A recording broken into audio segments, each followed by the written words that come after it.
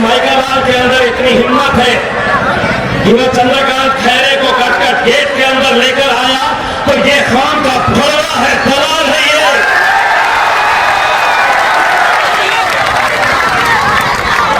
जिसको जो भाषा समझ में आती है समझ ले और कुंडली रिकॉर्ड कर लो, उसको भड़वा बोला हूं मैंने।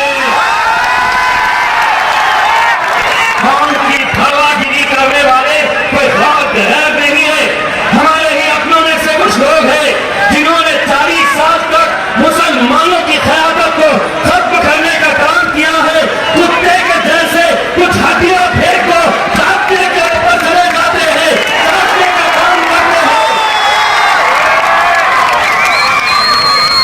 अब तो आ गया 13 तारीख को तेरे बाप को भी यहां पर लाके दिखा देना और देखना कि बेटा देख के आया हूं उसका हाल क्या करती है।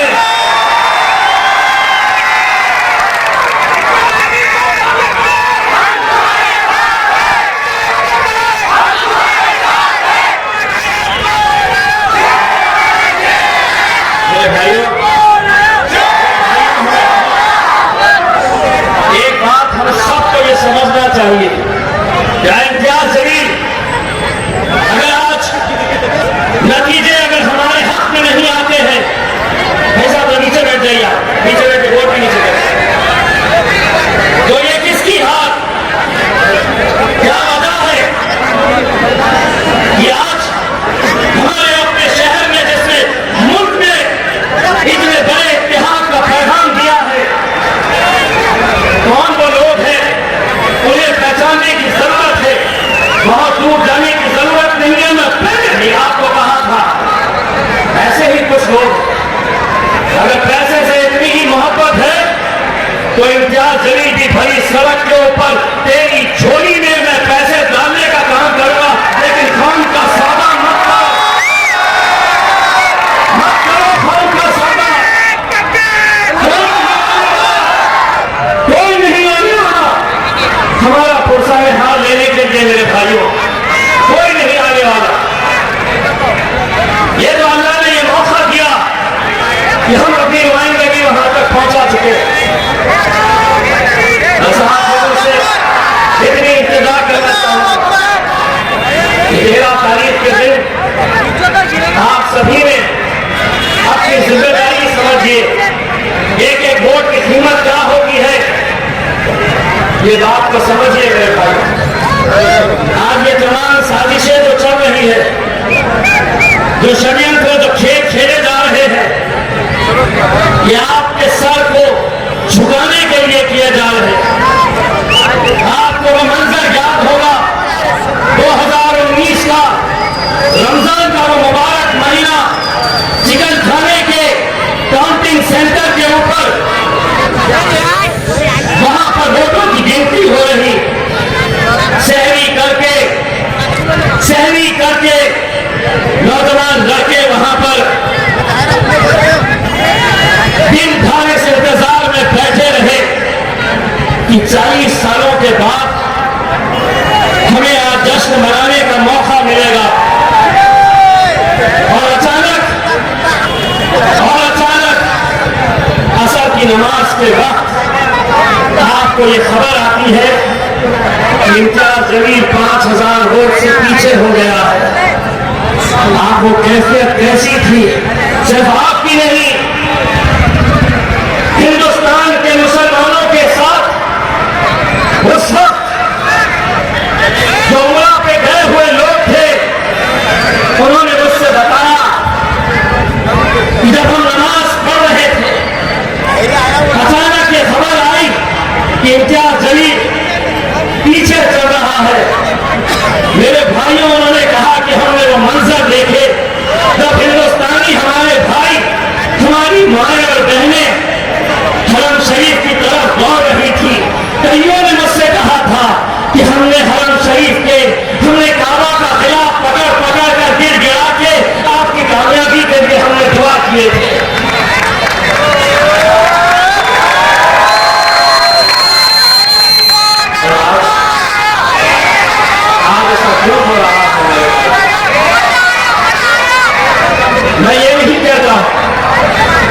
कि मैं अकेला आपकी नुमाइंदगी में था नहीं यहाँ पर।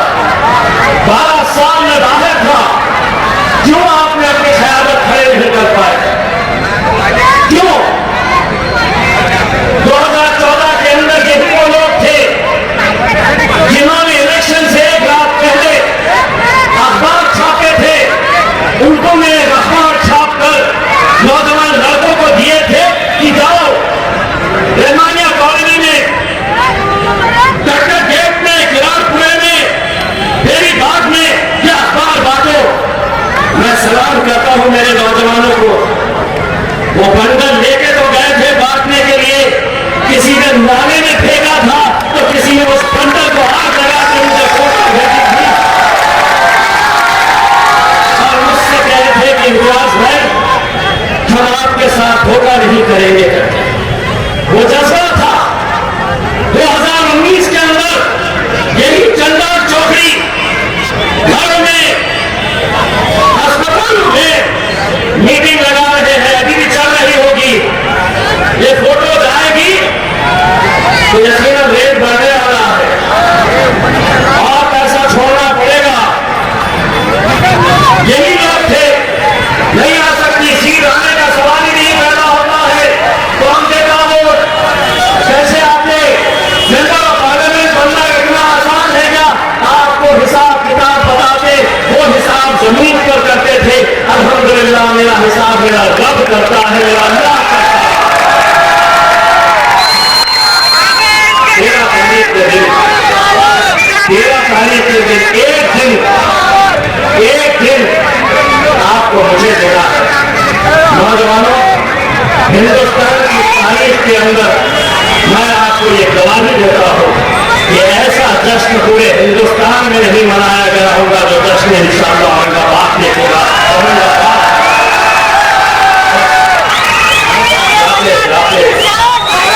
ये निशानी पतंग है, 7 नंबर का पतंग है। सुबह नींद में फजर से उठने के बाद सबसे पहले अपनी माँ और बहनों का वोट डलवाइए और उसके बाद अपने घर वालों का, उसके बाद अपने घर वालों का। और इंशाअल्लाह मैं आपको यकीन दिलाता हूं कि जो फख्र के साथ मैं मीडिया वालों को कहता हूं मैं 200 टक्के आज देखने के बाद मैं कहूंगा कि मैं झूठ बोल रहा था कि 200 टक्के मैं जीतने वाला हूं। आज देखने के बाद मैं कहूंगा कि 500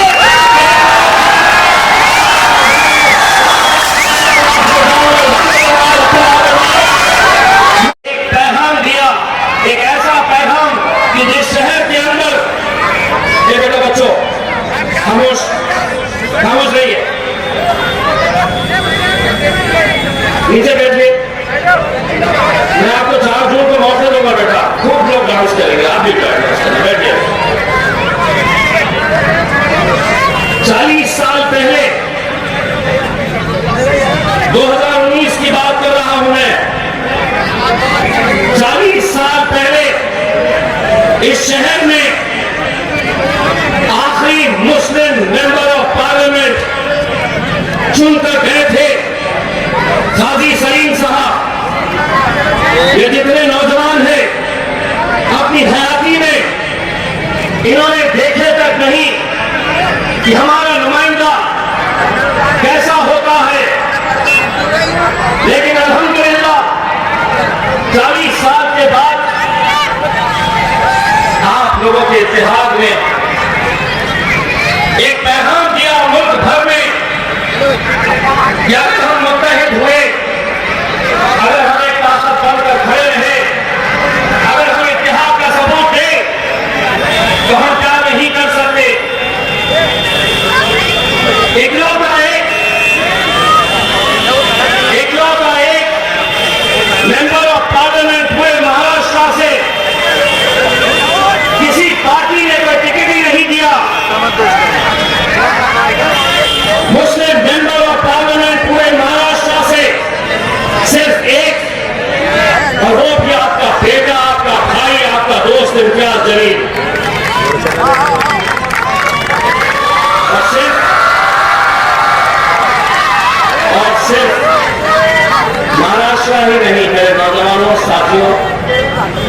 ये हमारे लिए शर्म की बात है, ये हमारे लिए शर्म की बात है, हमारी सियासत करने वाले लोगों के लिए शर्म की बात है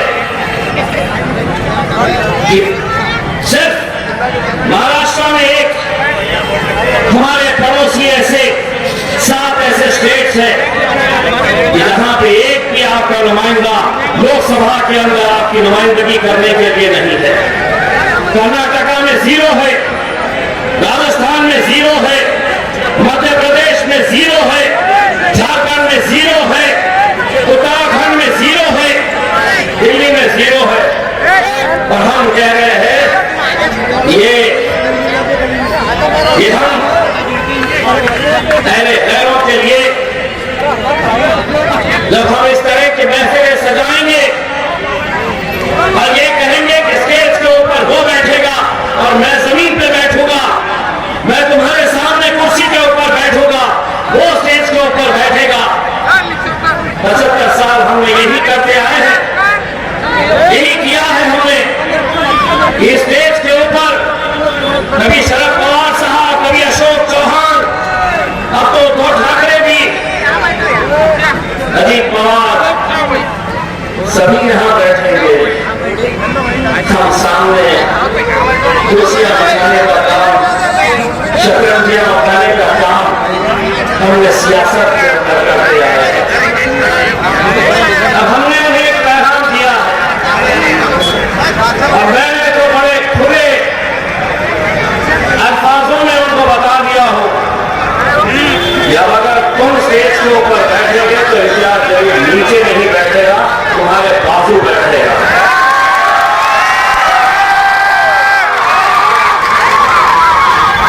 दोस्तों, ये अल्लाह रब्बुल इज्जत का काम है।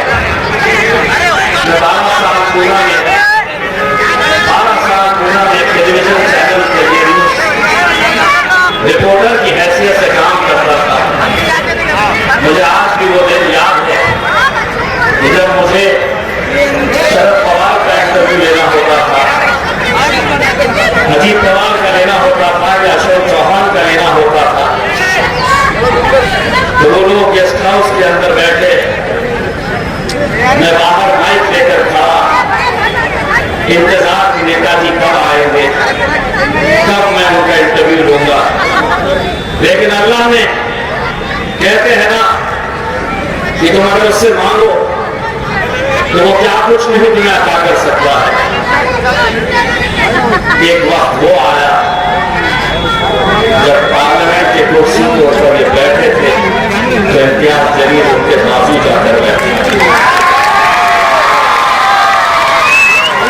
ये आप लोगों का इतिहास था जिसे आज चकनाचूर करने की कोशिश हो रही है, जिसे आज पूरी तरीके से तोड़ने की कोशिश हो रही है। मैं ये इलेक्शन क्यों लड़ रहा हूं, क्या मकसद है मेरा? मैं चाहूं तो 1.5 घंटा भाषण कर सकता हूं, लेकिन एक बहुत खूबसूरत सी एक कविता, एक नज़्म मैंने पढ़ी थी जो मुझे ऐसा लगता है कि वो मेरे ऊपर पूरी तरीके से फिट होती है। उसका एक एक लफ्ज आप लोगों से जुड़ा हुआ है। 10 साल कैसे बीत गए, 10 साल आपकी नुमाइंदगी करते करते, आपकी क़यादत करते करते ये जिंदगी इतनी तेज रफ्तार से चली गई, पता भी नहीं चला। मैं आपको वो कविता के कुछ पंक्तियां सुनाना चाहता हूं जो मेरी ज़बानी आप तक एक पैगाम पहुंचा रही। जब नेता ज्यादा हो जाते हैं तो दिक्कत होती है। यहाँ पे नीचे आ गए, जगह जगह पर खड़े हैं, वहां पर लोगों को सुनने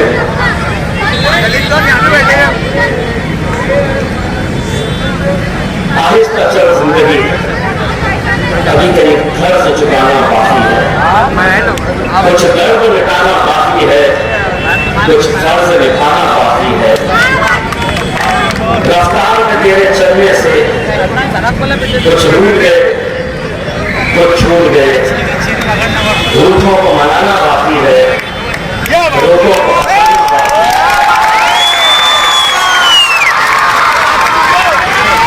कुछ रिश्ते बनके टूट गए, कुछ बनते बनते छूट गए।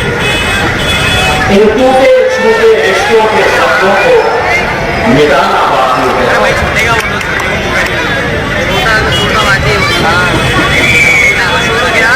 अभी कुछ और इम्तिहान बाकी है, कुछ काम भी और जरूरी है। जिंदगी की उलझी पहली को पूरा सुलझाना बाकी है। मरना सबको है दोस्तों, जब सांसों का खन जाना है तो क्या होना क्या पाना है। पर मन के जिद्दी बच्चे को ये बात बताना जरूरी है, आगे तक जिंदगी अभी कई कर्ज चुकाना बाकी है, कुछ कर्ज मिटाना बाकी है, कुछ कर्ज निभाना बाकी है।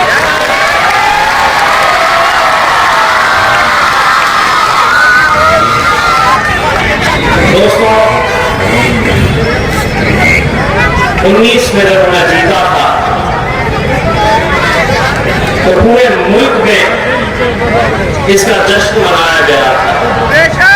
मैं दिल्ली जाता, बिहार गया, उत्तर प्रदेश गया, वहां की आवाम मुझसे मिलने आती, देखने आती और यही कहते कि इम्तियाज भाई, हमारी कॉन्स्टिट्यूएंसी से, हमारे शहर से कौन जीत रहा है, हमें कोई लेना देना नहीं था। हम बस एक दूसरे को फोन करके यही पूछते थे कि वो औरंगाबाद वाले का क्या हो रहा है।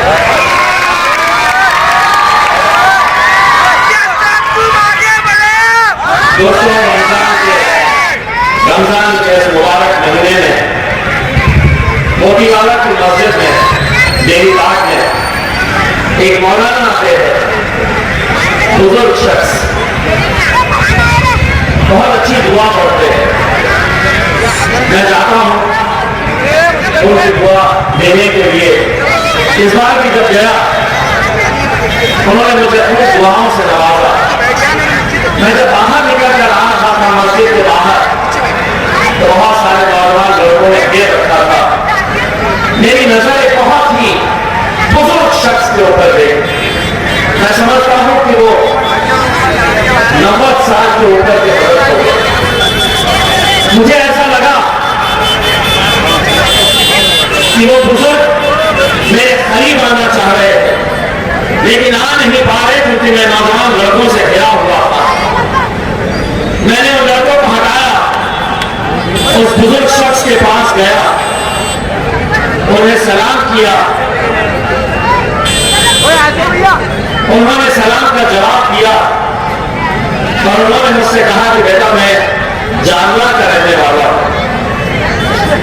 मैंने हाथ मिलाकर कहा कि मेरे लिए दुआ करना। उन्होंने जो जवाब दिया वो सुनिए। उन्होंने मुझसे कहा कि बेटा, मैं और मेरे पूरे घर वाले पूरे रमजान के महीने में तहज्जुद में उठकर तुम्हारी कामयाबी के लिए हम दुआ कर रहे हैं। जालना का रहने वाला शख्स, जालना के रहने वाले वो बुजुर्ग क्या लेना देना, ना वो वोट डाल सकते हैं, ना मेरी कॉन्स्टिट्यूएंसी का हिस्सा है, लेकिन वो बुजुर्ग शख्स, क्या वजह है कि वो तहज्जुद में उठकर एक मेंबर ऑफ पार्लियामेंट उसके लिए पूरा घर का दुआएं मांग रहा है, तो वो कैसा मुसलमान होगा।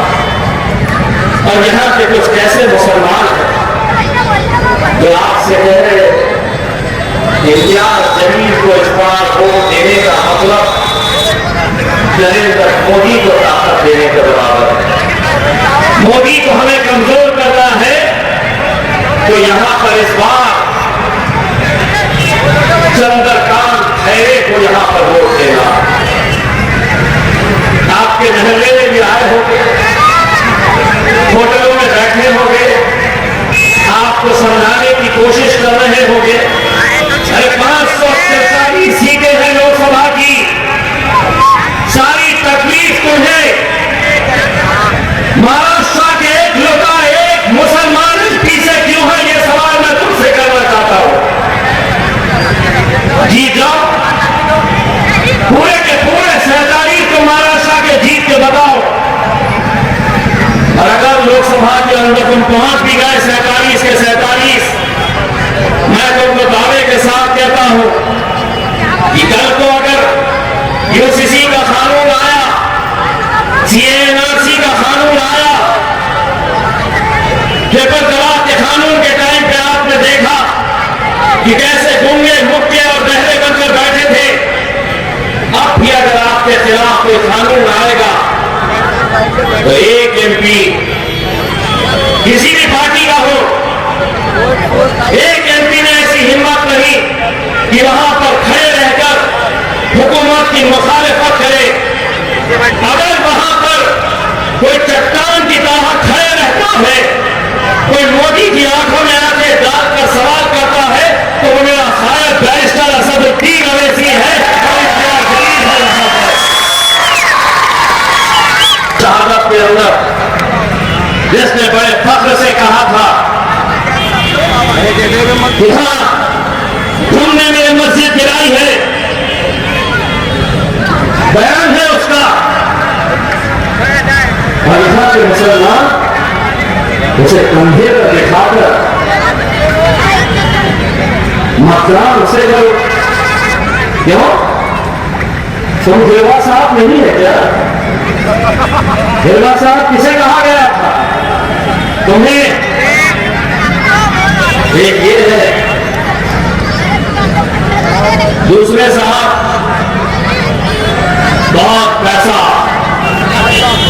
पैसा आया है मार्केट में, गरीब बस्तियों में हमारे कुछ लोगों को पकड़ा गया है कि ये लो पैसा, जाओ गरीब बस्तियों में गरीबों के वोटर आईडी कार्ड लो, उनके उंगली के ऊपर वोटिंग का निशान लगाओ। वोटर कार्ड इलेक्शन के एक दिन बाद तक उनके पास रहेगा, उसके बदले में तुम्हें पैसा दिया जाएगा। पैसा कितना? किसी को 500, किसी को 1000, किसी को 1500 या ज्यादा से ज्यादा 2000। झुमरे एक बात सुन ले, इतने पैसों में कुत्ते की भी कोई अच्छी ब्रीड तो मार्केट से खरीद नहीं सकता, ये शेर के बच्चों को तो इतने पैसों से खरीदने का।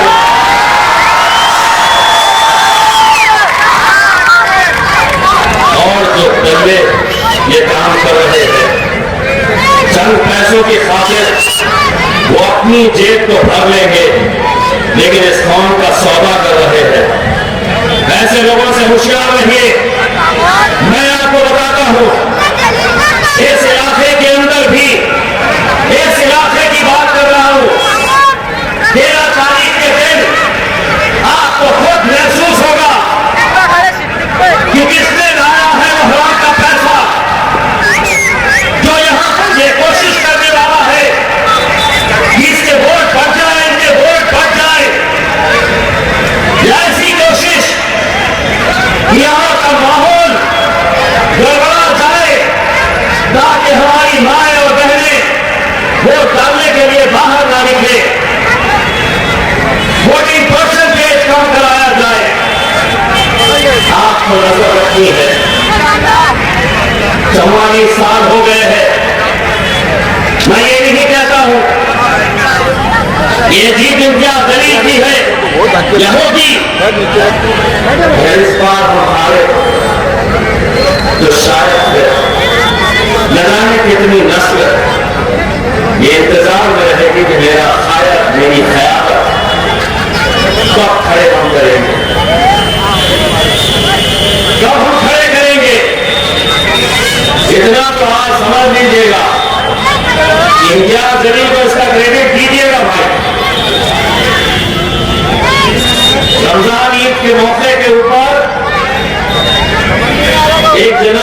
ईदगाह तक पहुंच गए।